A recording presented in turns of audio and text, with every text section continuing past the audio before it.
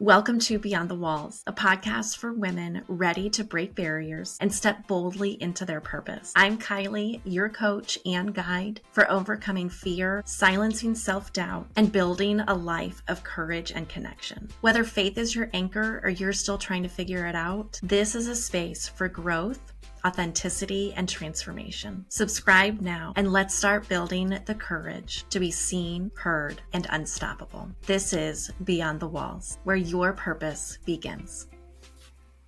Welcome back to the podcast. I am so looking forward to this conversation.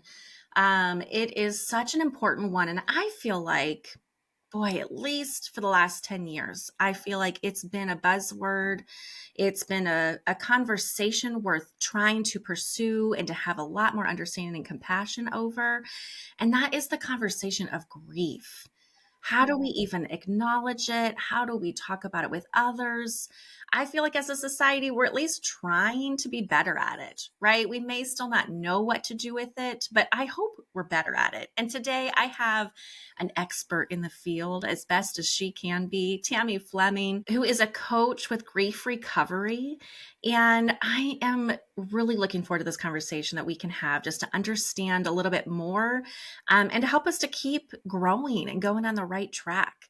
So, Tammy, I would love for you to first, you can just kind of introduce yourself, tell us your story, and maybe how did you used to view grief and how would you view it now? And I'm sure that'll kind of come out through your story as well. So Sure. Welcome to the podcast. Thank you so much, Kylie. It is great to be here. Thank you. And I appreciate your interest in the topic. At the Grief Recovery Institute, we all say nobody ever wakes up one morning and goes, I know what I want to do with my life. I want to help people with grief. It's not an attractive prospect, really, right? Yeah. So, and just to sort of correct the terminology, I'm actually a grief recovery method specialist, which is just to be, we have so many different words for that. So to be honest, coach is fair, but what I love about the particular method or modality that I work with grief recovery, it's really the person themselves that does the work. So I'm a griever just like everybody is. It's an educational program, not therapy. Which I guess coach is a good word, but the word we use is specialist. So subject matter expert, fair. I think grief is something now. It's funny now that, I've been kind of walking this path and involved in this training and talking to so many different people about it. It's impossible to unsee every single person, child, teenager, adult, certainly, grieves. It's a normal and natural part of life. But still, I think, and I think you're right to what you were saying, that we've gotten better. I think that's really true. Yeah. We have gotten better. It used to be, funny enough, kind of like nutrition. You know how I used to always think in high school, how come we don't have a nutrition course in high school? That seems like a no-brainer. It's so important to basic health. Yeah. Now a lot of high schools do have a really good nutrition course, right? So we've improved. And I think similarly with grief, a lot of medical professionals and even psychiatrists and psychologists did all of their training and never had a module in the past on grief. Well, that has, I think, changed. Which, thank goodness, right? Yeah. However, there are still a lot of misconceptions out there. There's this sense of there are stages of grief. That's just an example of a misconception. Whereas that came from the research of Elizabeth Kubler-Ross, whose research was about terminally ill patients. So yes, grief is involved, but there's an awful lot of kinds of different grief that doesn't have anything to do with a terminal illness. Yeah. And to bind the characteristics of a patient facing a terminal illness and then death, to bind that set of circumstances on everyone who has grief really does a disservice to people. So that is just an example. That myth persists. And there's some other ones that, I still hear it's, oh, grief is about, I don't need to grieve. No one's died. So that still is out there.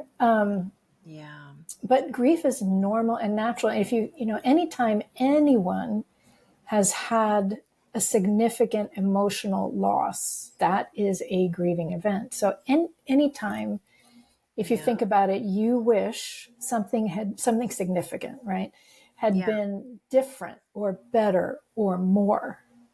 And wow, that just opens up, a whole galaxy of possibilities. And then you start to realize, wow, things like moving or even, we were talking about earlier before we got on here, we were talking about, having a child and being at home. Now, having a child is a joyful event.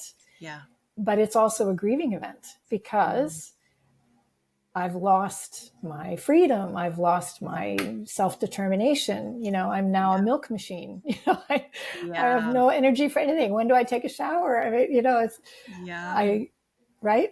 I mean, it's a wonderful, joyful event. And there is also some things I wish were different or better or more. I have some things to grieve. So that's something that really kept me blind for a long time, was the fact if there was sort of conflicting things going on. I would focus on I should be just so happy because I have this whatever, I just graduated, or I have this child, or I just got married, or I just got this promotion, or whatever. I should, be so excited, but I'm not because of this thing. Oh, stop. Don't, I think that's so common for us, right? Yeah. Well, and I appreciate your distinction that you made in the beginning, so correct me if I heard you wrong, but I feel like almost like what I heard was that grief is not one size fits all. And if we keep trying to fit this one particular modality about grief, that makes complete sense why then we're so uncomfortable applying grief to a lot of scenarios where it does apply, because we're thinking it looks like, we're comparing and minimizing why it should or shouldn't count as grief, when it sounds like there's a lot of things can be labeled grief, but grief doesn't look the same way. The degree of grief isn't the same. And so maybe just hearing that, the freedom to let grief be individualized. There's some general principles about it. Yeah. But there's also a lot of everyone has their own experience with grief or how to heal through grief. Totally. And it's really very frustrating to us as humans because you've probably heard someone, maybe to yourself, or maybe you've heard someone else, or maybe you said it, it's time to move on, right? Come on.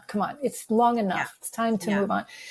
And I remember being in I was speaking at an event and somebody asked a question and said, well, this happened to be a group of ministers and someone, full-time ministry people, someone stood up and said, well, when is it appropriate to tell someone enough?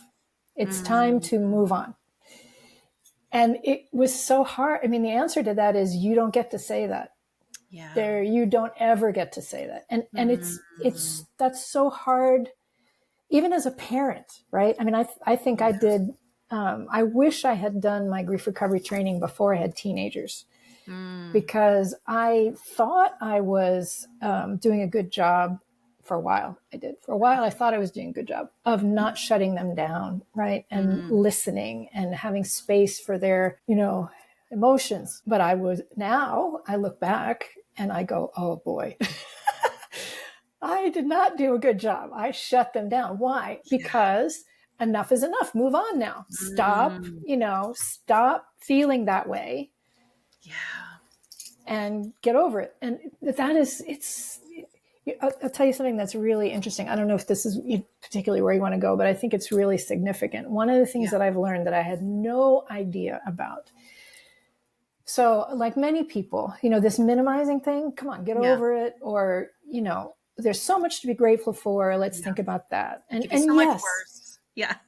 It could be so much worse. And yes, it's true. And that's important. It's important to acknowledge that is true. However, not everything that is true is helpful or appropriate anytime, right? There's a certain, I don't know if you want to say an art to being compassionate or a skill.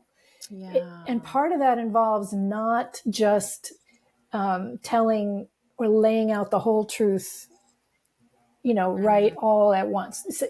And that's, the thing that was so interesting to me and humiliating and humbling and necessary to learn was that, and I have to share this brief story about my daughter because she was really the one that enlightened me. And I wish I could say that I had completely understood when this conversation happened. But when she was a teenager, she was really, really worried about an event at school the next day, an audition, an exam. And I know perfectly well, she's a superstar. She's going to do great. Her teacher loves her, right? Like it's going to be fine. Nothing to worry about. Nothing to worry about.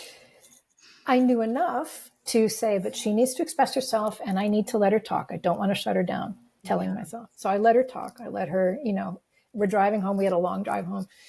And I literally let her talk, I don't know, 20 minutes, 30 minutes. And are you anything else? I'm trying to, I don't want to shut you down. So is there anything else? And she's crying and lamenting and mourning and telling me all these things. And I'm so worried. And they're going to go terrible. And I'm so upset. Yeah. And I listened. And then when I was certain, because I asked her, is there anything else you want to share? Yeah. No. And then I launched into it's going to be fine. It's going to be okay. My cheerleader encouragement, which I thought is what I should do. I thought that's what I'm supposed to do. So I'm driving and I'm doing it's going to be awesome. And I'm casting this vision. You're going to, do great. It's going to be amazing. And I look over and she's sobbing. And I'm like, what happened? And she wails, "You never listened to me."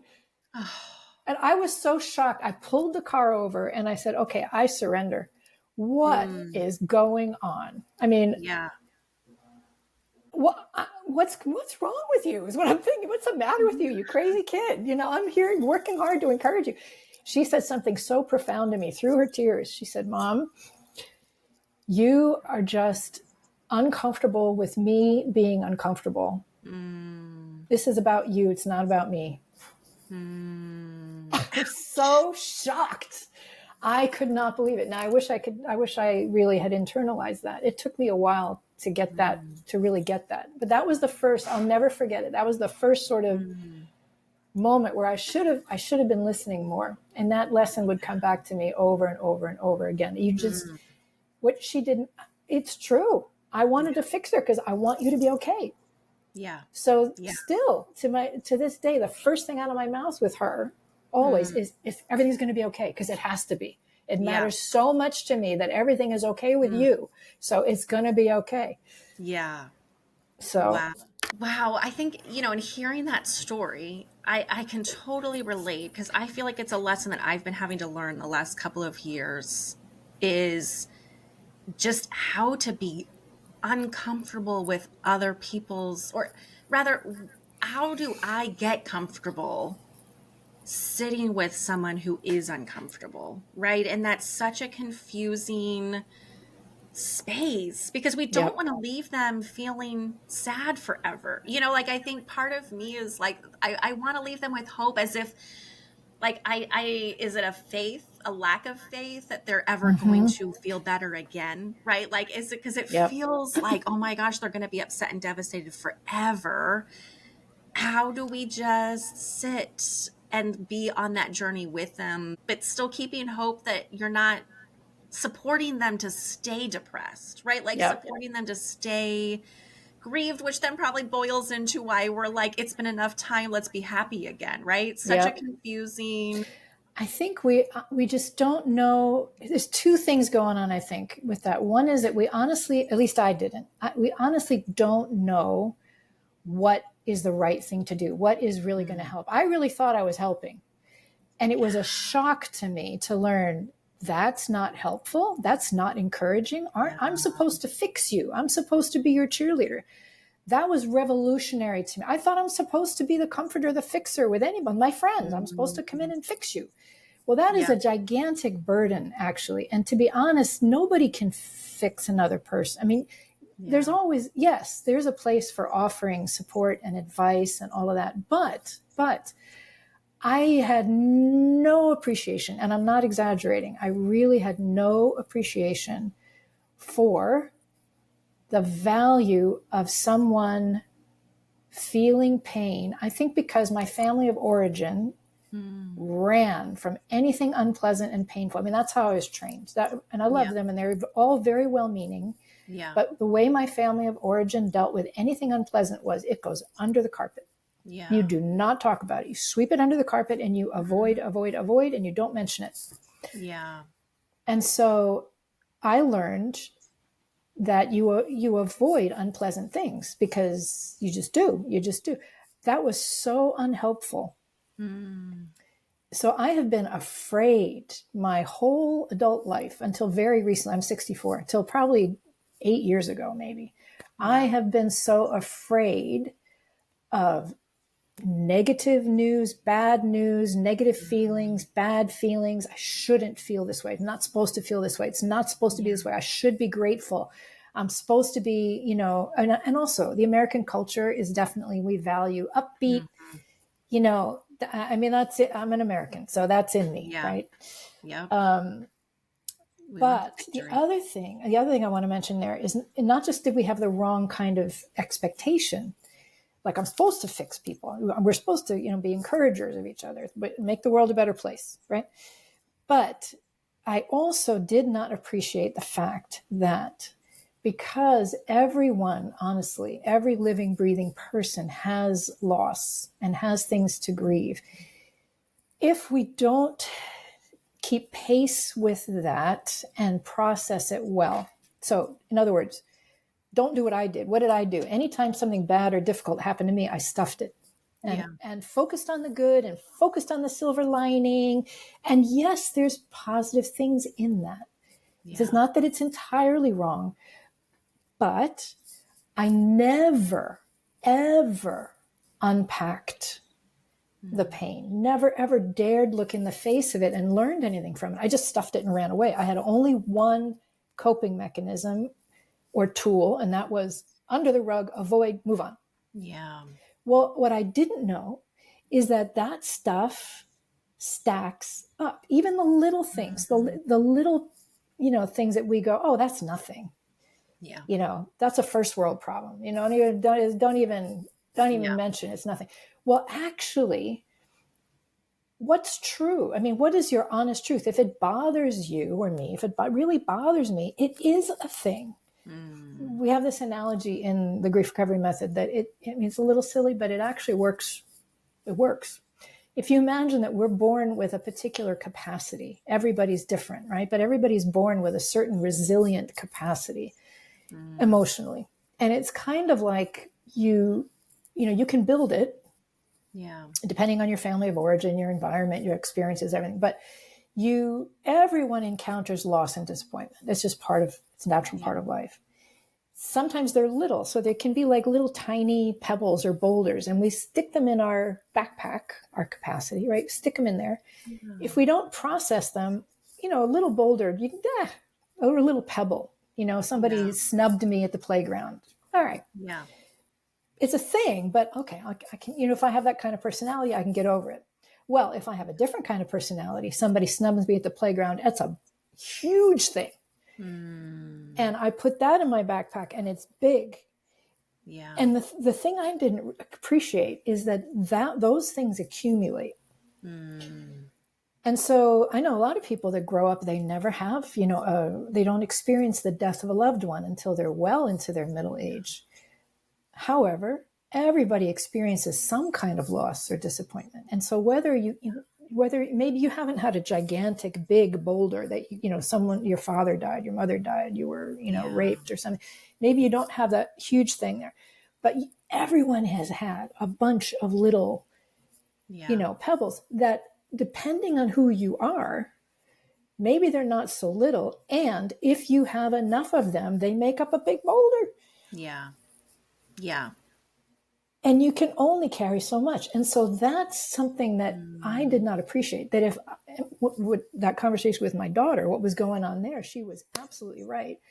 I had no idea, but at the time that I was having that conversation with her, I'm in my middle 40s. What's in my backpack? I had stuffed the death of my father, the death of my mother, deaths of quite a few of my teenage friends growing up by drunk driving, suicide, disappearance, lost, mountain climbing, drowning, and then death by suicide in university, and then life goes on, then miscarriages, then loss of a friend, and you start, now you're in middle age and you start to pack it up. Grandparents die, and then best friends get divorced, and and then there's aging as you get into middle age, or loss of health, and you start to get loss of idealism. I'm in my middle 40s. I thought I would be, financially independent, or I thought I'd feel more in love, or I thought I'd be married by now, or I thought I'd have kids by now, or I thought my kids would be healthier or smarter, or something. And it's just not. And if we have not dealt with all of our stuff, when someone comes along with their pain, to your question, circling back, how do we show up for people when they're in pain? Sometimes we just can't, because we are full up to here. Yeah. This was me with my daughter. I had no idea that my backpack was up, digging into my shoulders, weighing me down. Yeah. I got no space. I cannot hold space for her pain. Yeah. As soon as she starts showing me pain, I'm like, stop it. Yeah. Stop it. Because I have so much myself. I just have no space. And that is one huge difference I've noticed in myself since I have, well, first of all, learned to have different expectations, but also taken down the temperature, gotten rid of some of these, little pebbles and these gigantic ones, and broken them down, and they're gone. Yeah. Now, they're just gone. So I have space now where I can, stuff that used to trigger me and send me, make me so incensed. And now it's, I still can judge, wow, I can have empathy, I can have compassion, I can feel with people, but it doesn't get inside of me and limit my life like it used to. Yeah. Wow. Okay. So a couple things that I was thinking while you were sharing that is that, one, I loved the analogy with the boulders. And to me, I saw, I think we kind of hinted at it, and we certainly were talking offline before we recorded about just the trap we all do to compare, right? We compare our grievances and then compete and then minimize. And I was like, wow, that totally explains why when, let's just use the playground analogy. Someone snubs me on the playground, tiny pebble. Someone snubs somebody else on the playground, giant boulder. So it makes sense why then if we keep putting on our own experiences onto other people. Yes. I'm looking at the giant boulder girl and saying, get over it. It's not a big deal. Right. And vice versa. Because then the person who has a giant boulder, when that happens, they're also coming to me, because I've had this experience too, where somebody else might be coming at me with some major compassion. And I'm like, I don't even need that level of, I'm not feeling as devastated as you are about this situation. Right. Kind of an opposite amount of grief, where you're like, should I be grieving more? Why are you reacting so strongly to this situation? It doesn't bother me. But what can always be true is that we both have giant bags full of boulders, whatever size, right? So you're almost like there's always a way to find at some point some compassion and some unity. We don't have to, I think that's one of the things that I love to talk about on this platform is when we get so caught up in the circumstances, you don't have to go through the exact same circumstances as me to understand betrayal, disappointment, letdown, right? It's kind of whatever it is that made up that boulder, but we can all relate to that particular boulder, right? Or the weight of it. No matter what size the rocks are, they can both weigh 10 pounds. We're both carrying 10 pounds around with us, right? Yeah. So I love that analogy and that visualization for us. So, and I'm curious, I would love to hear more then, wow, how did you go from that breakdown moment to where you are now? Because you just listed off a massive list of... Oh, there's lots more. Plus, people don't even know where you live most of the time right now in the country. Yeah, I live in a war zone. I mean, yeah, it's environment. crazy. So talk to us maybe like from that. I don't know if that was the day. Did it all start for you down the path of starting to even just acknowledge? Like, it sounds like you weren't really completely aware of the weight of your burdens. Oh my goodness, not at all. So how did that go? Oh, my friend, I was such a slow learner. I regret to say. So briefly, this grief recovery was recommended to me by a friend, a wise older woman. We all need those people, wise older women, and also older women need wise young mentors too. We need both. But anyway, one of these wise older women had said to me at one point years ago, here's a great book you should read, and gave me the Grief Recovery Handbook. And I said, yeah, I should read that. And I did not. Again, because it's not attractive, right? Yeah. I mean, yeah, it'd be a good idea. It'd be a good idea. I don't really want to do that. And I didn't read it. And then several years later, I finally did pick up the book because I had moved, and it was my, I think, 6th transatlantic intercontinental moving house, which is very hard for me. I was leaving America, where I feel, kind of at home, and, the culture makes sense to me. I feel at ease generally, or I did. Moving to a place where that's not the case. And, got to learn the culture, and it was a new place. And anyway, I knew that I was sad about this move. But when I was taking on a new post in my job, and I felt like everybody around me was grieving. So I had enough sense to that was true, to know that, because there were all sorts of different faces of the grief, right? Like we were saying a little earlier, I thought people were in midlife crises. I thought I would be married by now, and I'm not. I thought, this and that. Yeah. Every single person, relationships broken, divorce, health loss, just disappointment. Yeah. And it was a depressed area. I mean, it was a tough place. So that's when I first sat down, and honestly, because I really wanted to learn for other people was the thing, which, okay, that's a lot of people are motivated that way. And yes, it did kind of open my eyes a little bit. What I wound up doing was, instead of trying to unpack this move, though that was a thing, what I wound up doing in the course of the modality that I practice, the grief recovery method, is an action program. It has a series. It's like walking a path, where there's certain steps you must take. So one of them is you have to take a little bit of time, sit down and reflect.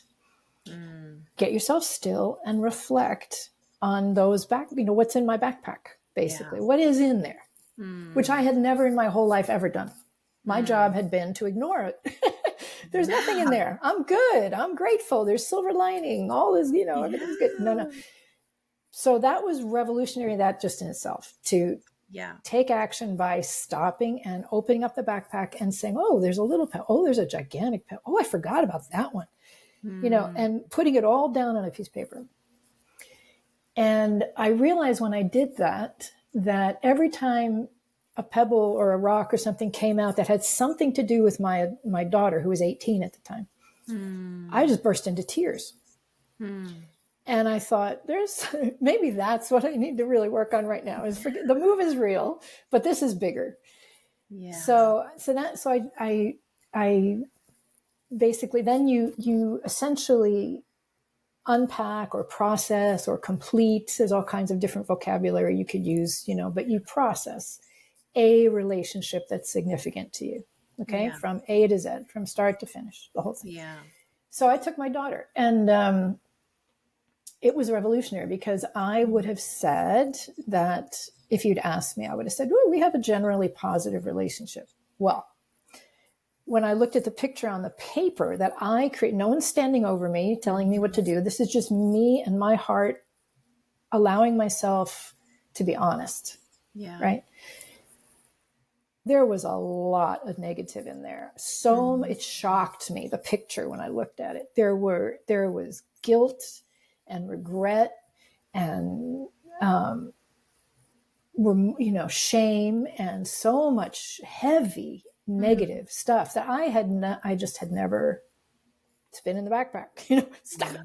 Just get it out of sight as fast as possible, because that's how I was trained. It's unpleasant. Stick it in there. So it was actually life-changing to do that. But then I told you I'm a really slow learner. I did that and it was very good. It improved our relationship. I felt lighter. I then started, recommending this book to everybody, but I did not walk that path again for almost 10 years. Oh, wow. And I regret that. That because I have a lot of significant relationships, and a lot of lost relationships. My parents, for one. Yeah. Well, I had never, ever had anyone sit me down and say, well, actually, I actually do think somebody tried once, and I rebuffed them because, no, I'm good. I don't need to go back and review that. Why would you do that? Everything's good. Yeah. You can't change the past. What's the point? Yeah. How wrong was I? Finally, I did sit down and walk that path with my relationship with my father, my relationship with my mother, and then a number of other people.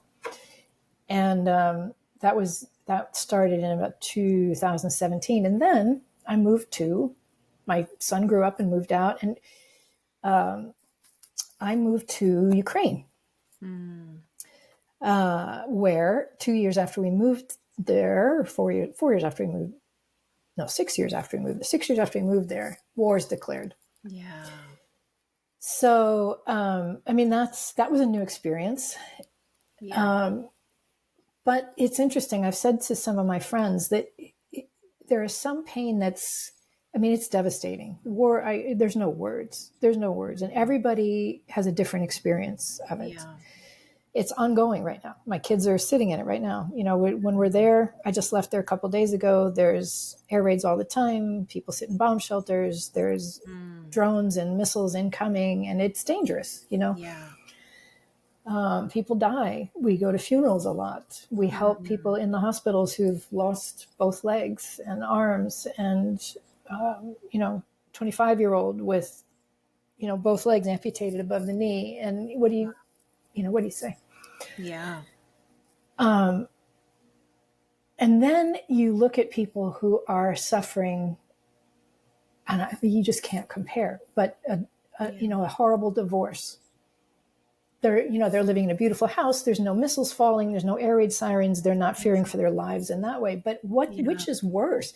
I don't think there's just no way to do that. And yet we do, right? We think we can minimize, compare, but it does not serve us. Yeah. Every pain that people have, it has to get processed. Otherwise, even if you and I might judge, oh, that's just a little boulder. That's a first world problem. That's not there are people starving, or there are people with missiles falling on their heads. This is nothing. No, it doesn't serve us, because that little unprocessed thing, I didn't get to go to the prom, is real for that moment. And you feel it, that person feels it 100%. And if it's not dealt with, it goes in the backpack and it sticks to everything else, and it affects everything else. And depending on who you are, it could be enormous. So, you just can't compare. Yeah. Well, and as I'm hearing you share that, it makes me think about, probably just at the root, just how uncomfortable we are with being uncomfortable, right? Because even in the minimizing, that would be a convenient way for me to stop feeling uncomfortable, to justify for myself why my little T trauma isn't a big deal, right? Have you heard that expression before? The little T trauma versus the big trauma, right? If I can minimize it, we really do it a lot, probably only to ourselves, really. But I can imagine then, as a parent to a child, how easy it would be to minimize their pain, when really it is. How can you possibly, you don't even know what pain is yet, right? I'm just envisioning if you were It's because so it sounds true. like you weren't necessarily consciously aware when your daughter is pouring her life, like how easy the tape would be running in your mind of like, this is really minor compared to the things Yo, I've been through, right? And we're just so easy to be like, I don't understand how this could possibly be your problem. yeah, But again, at the root, like, is that a big root of the grief recovery program of like just being comfortable, being uncomfortable? Like, does that play a significant role? it does. It does. And even the value of the role of silence. There's a beautiful little section in Winnie the Pooh. In the big classic Winnie the Pooh. I don't know if anybody, if any of your listeners still reads Winnie the Pooh, but I was just reminded of it the other day, where Eeyore the donkey is this moaning, life is just terrible. Yeah. And his friends, Pooh and Piglet, hadn't seen him in a couple of days because he was depressed, and he was avoiding them because he was depressed. So they went round to his house and found him depressed. So he's no fun to be with, right? And that's what he said. He said, I'm no fun to be with right now. So I didn't want to burden you. I didn't want to bring you down. I didn't want to come be with you. So Pooh and Piglet go, oh, and they sit down in his house. And Eeyore's like, well, what are you doing? Yeah. And they said, well, we're just going to be with you. Exactly the right thing to do. I wish I had known this, exactly the right thing to do. In ancient literature, in the Bible, Job, one of the oldest pieces of literature ever written, preserved for us, right? There's a scene in this, he's a pretty famous figure that people are aware of, whether or not they're believers or not. Job's the one who suffered. His whole life collapsed and his house fell in on him, and his kids were killed and all this stuff in a disaster and all this. And then he's physically ill, and his wife curses him, and he just says nothing. Everything's taken from him. But at the beginning, his three friends come and visit him, and in the beginning, they do exactly what Pooh and Piglet do. They sit down in the dirt with him, and they're silent for a week. That's the right thing to do. And everything goes south when they open their mouths and they try to fix him. Yeah. Right? Yeah. Come on, get over it. Come on, let's go. Let's, enough. And you just can't do that with grief. And so I think there's lessons in all of that, that that is the right thing to do. And I think even as I say that, I know that if I were listening, I would go, oh, come on. You can't just let people, do this, and they will. Da, da, da, da. And here's what I would say to my old self, because that's me too. I would say, how do you know? How are you so certain that it's going to be a bad thing if you let this run its course and you just sit and you respectfully hold space and listen? Yeah. Have you ever really tried that? Or I will just say, I'll speak for myself. There's fear in me. Well, what if, let's talk about kids, since we started with my kid. What if my kid becomes, just all, depressed and can't get out of it? Or what if they should be a different way, but they're not right now. That's not who they are. And it's not, I don't get to choose. Yeah. I'm actually making things worse by projecting my expectations of when and how you should feel better. Yeah. If they're not there. Yeah. If they're not there. And yes, maybe there's a case where people, and it happens, of course, a lot, people need professional help, need extra support, need to be, but those conversations have got to be separated out. I cannot, if someone's pouring their pain out to me, that's not the time. It's not an invitation to me to come and fix them and alleviate the suffering. But most of the time, the reason we want to do that is because we don't have space ourselves. And so we just can't handle it. Yeah. So what would be your advice? I love the analogy too, or the picture for Winnie the Pooh, like just sitting in that silence in the space. And I think probably to a married mother, we have to have the capacity ourselves, but then what a hard position to be in. How do you sit with your spouse? How do you sit with your kids when you're also entangled, your futures are entangled, right? Like I hear what I hear in yours, and you're giving great voice to those what ifs and really even the fears, right? Like our own awareness. Do I have the capacity to even sit in silence with them? Am I the one to do it? Do I have enough strength in me to be the one to sit with them?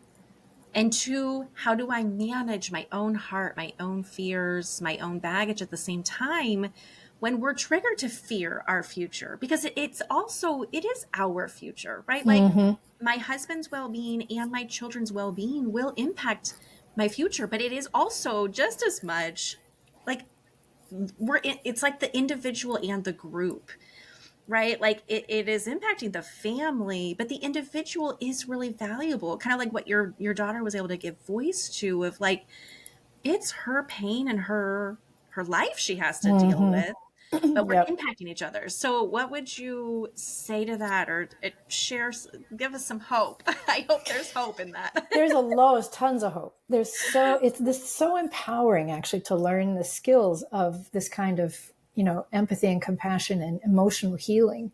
Yeah. Which just to spell it out. I mean, I think that we all have a lot of personal work we have to do that isn't anybody else's burden or anybody else's fault. Yeah.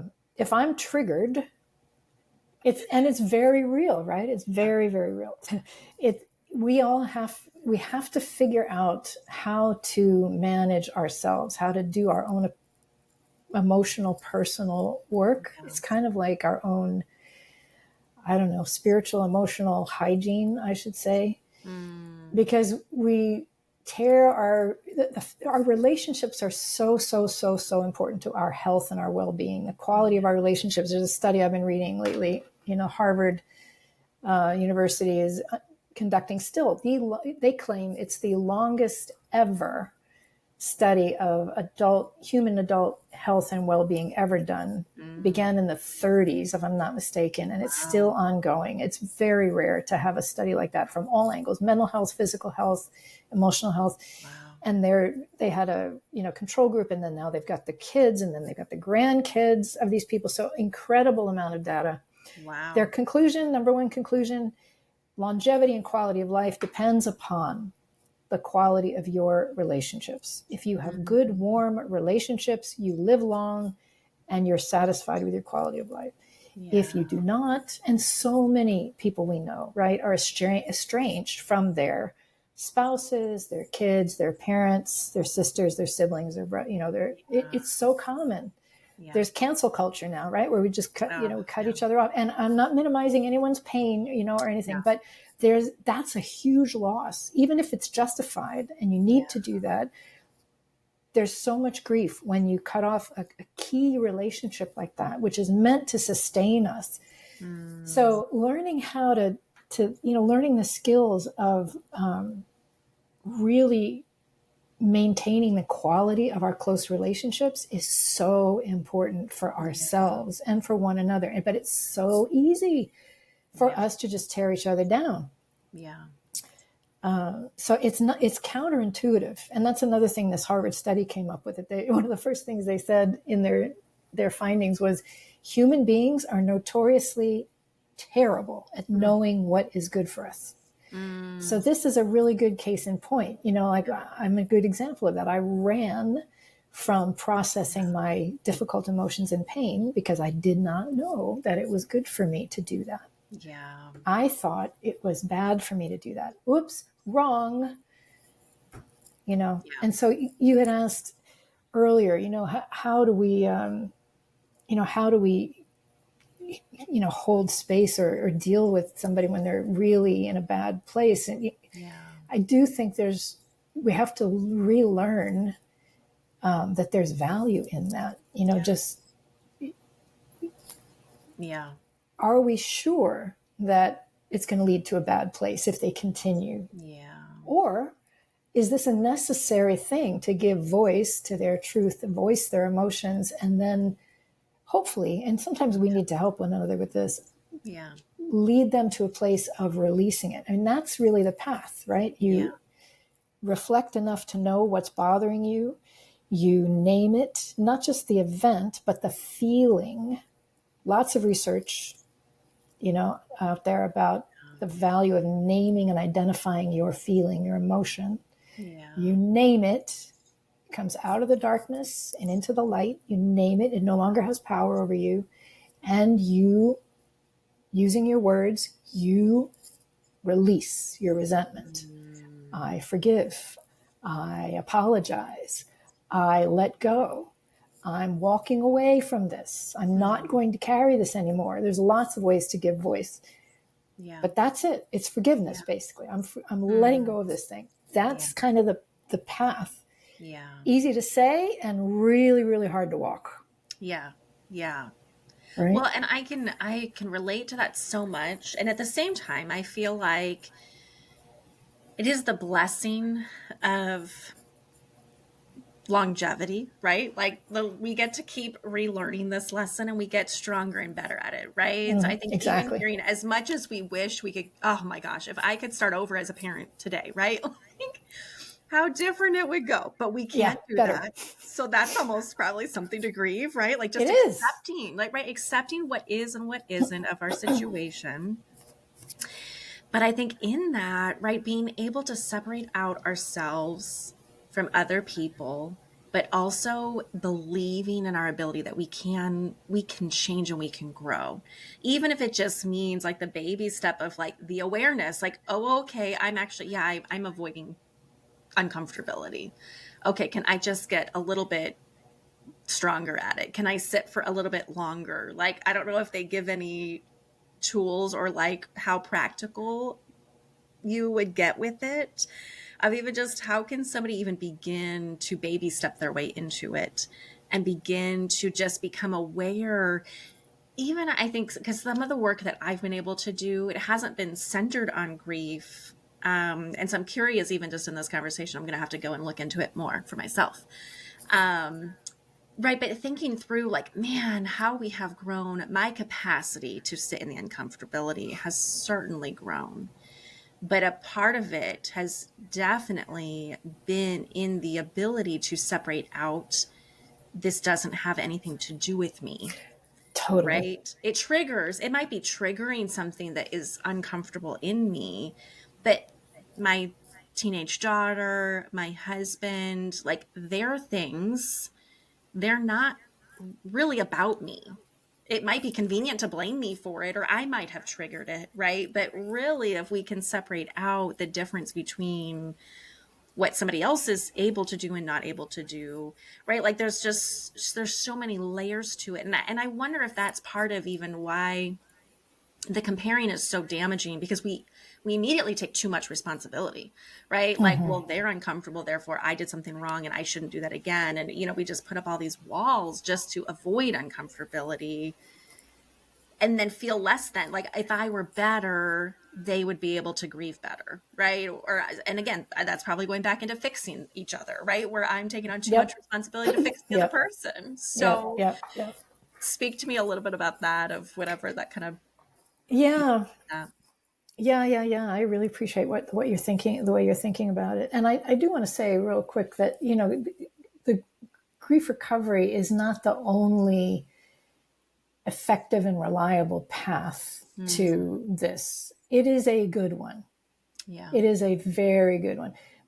It is not the only reliable tool or instrument. If you have a really good therapist, some concepts from, say, family systems theory, or lots of other, even conflict resolution, nonviolent communication. There are so many fields of study that will raise our awareness and teach us these same principles, because I think this is our nature. It's how we are built. Yeah.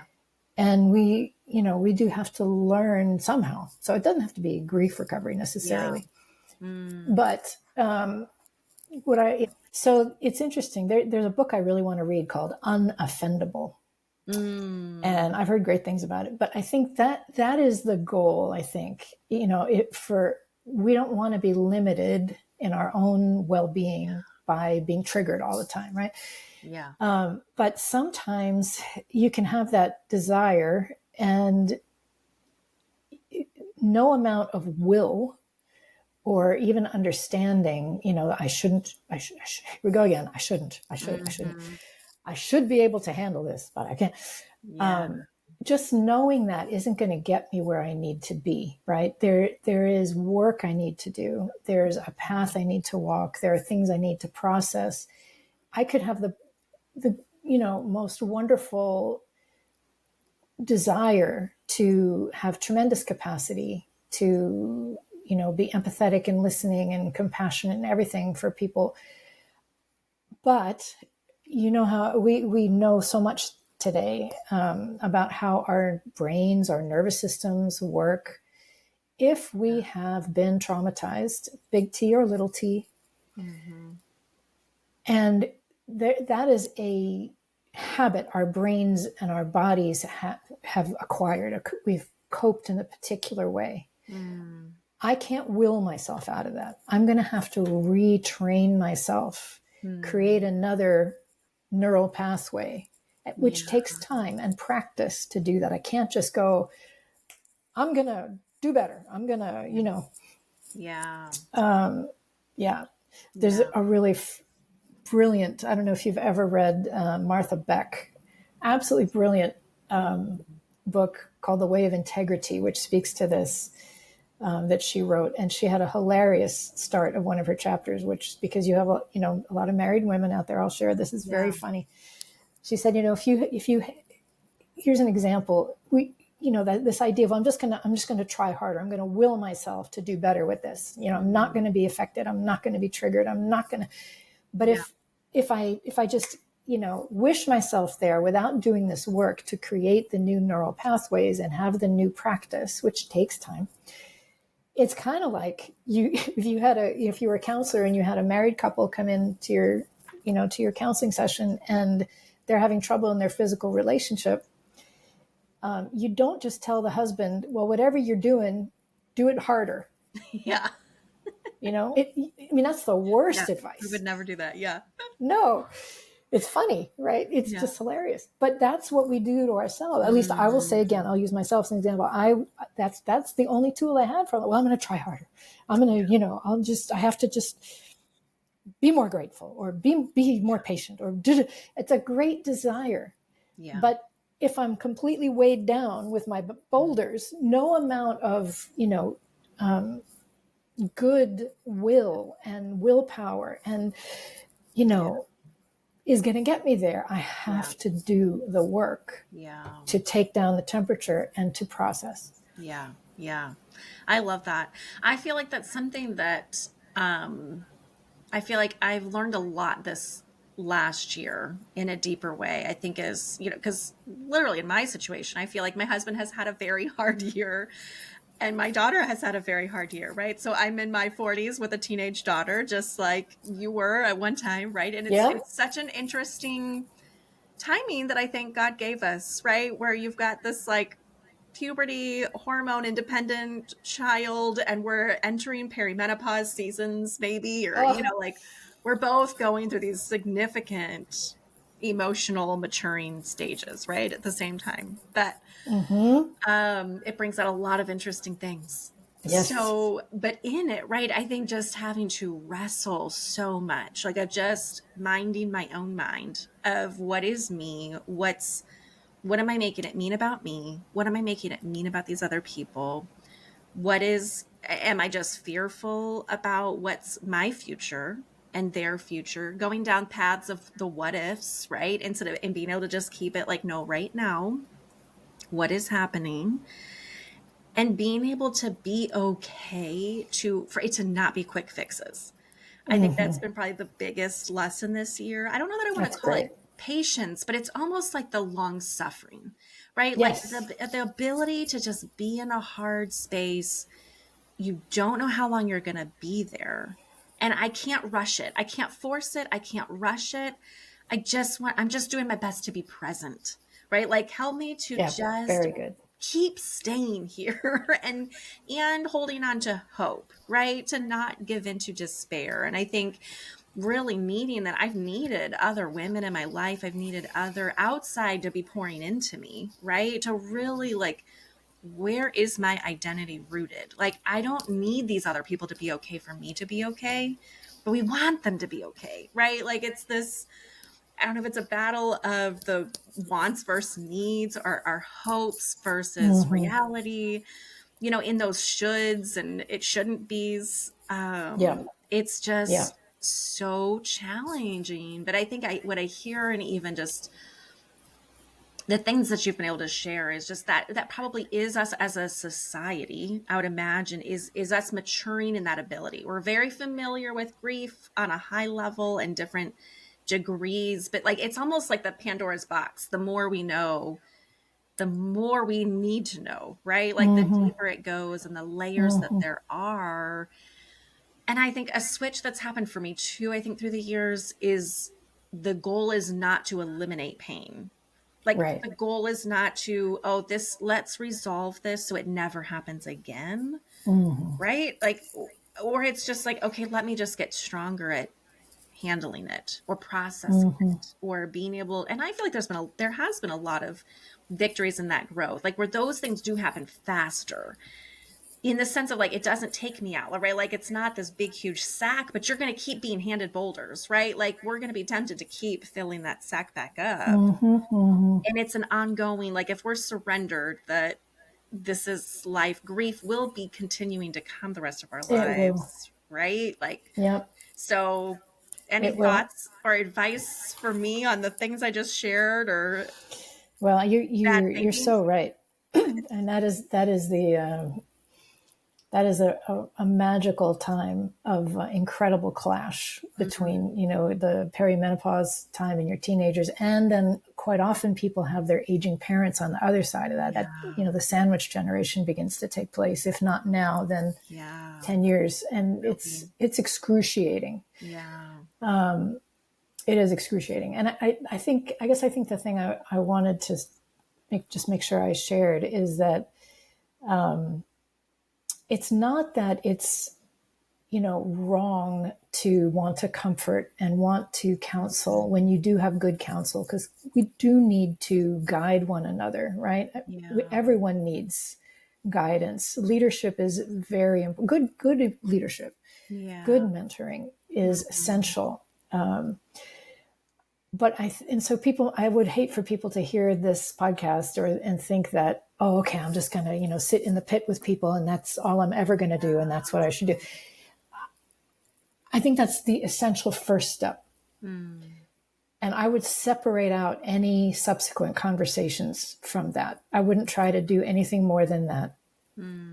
When someone's really in pain and they're coming to express pain, that is the appropriate thing to do, is to sit in silence, and maybe, you know, see if they want to share anything, Yeah. reassuring them that they don't have to share anything they don't want to share, or that you're not going to go blab and gossip all over the place, but that this is a safe place and you'll keep their confidence, and that's done in a private, safe space too, not in the middle of a crowd. Hey, I heard you were, you know, upset. What happened? You know, I've been guilty of that.